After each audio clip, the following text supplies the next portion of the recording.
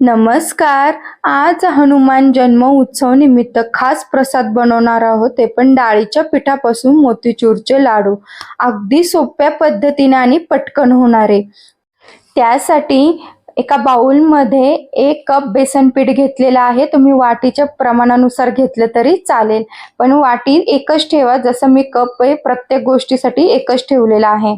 आता त्यामध्ये थोडं थोडं पाणी टाकून स्मूथ असं बॅटर मी तयार केलेलं आहे. त्याच्यासाठी मला फक्त अर्धा कप पाणी लागलेलं आहे.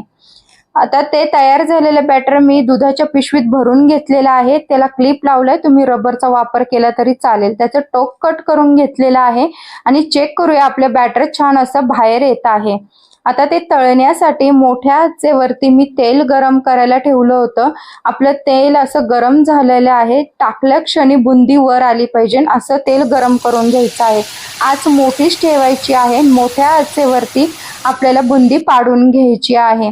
जेव्हा जेव्हा घाणा टाकाल तेव्हा आच मोठी ठेवायची, तेल गरमच पाहिजे. आणि जेव्हा जेव्हा तुम्ही घाणा काढाल तेलामधून तेव्हा मंद आच करायची आहे, जेणेकरून आपली काढताना बुंदी जळाली नाही पाहिजे. अशा प्रकारे मी सगळी बुंदी काढून घेतलेली आहे. छान अशी आपली बुंदी तयार झालेली आहे. आता तयार झालेल्या बुंदीसाठी आपल्याला काय करायचंय, पाक तयार करायचा आहे.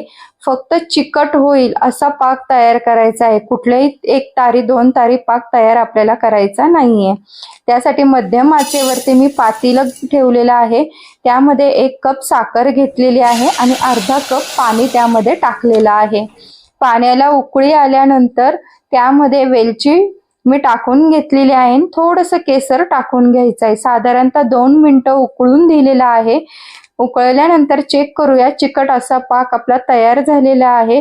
आच मंद करायची आहे. मंद आच केल्यानंतर त्यामध्ये मी ऑरेंज फूड कलर टाकून घेतलेला आहे.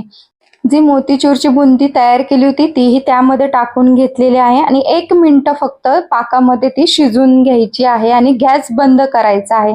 गॅस बंद केल्यानंतर एका प्लेटमध्ये मी काढून घेतलेली आहे. अर्धा ते पाऊण तास थंड करायला ठेवणार आहे.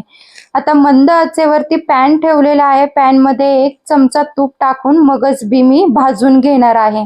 भाजलेले मगजबी थंड झालेल्या लाडूच्या सारणात मी टाकून घेतलेले आहे आणि छान असे लाडू मी वळून घेतलेले आहेत. तुम्ही पाहू शकता छान असे आपले लाडू तयार होतात. 15 ते 16 माझे लाडू तयार झालेले आहेत. तुम्हा सर्वांना रेसिपी कशी वाटली मला कमेंट करून नक्की सांगा. लाईक करा, सबस्क्राईब करायला विसरू नका. धन्यवाद.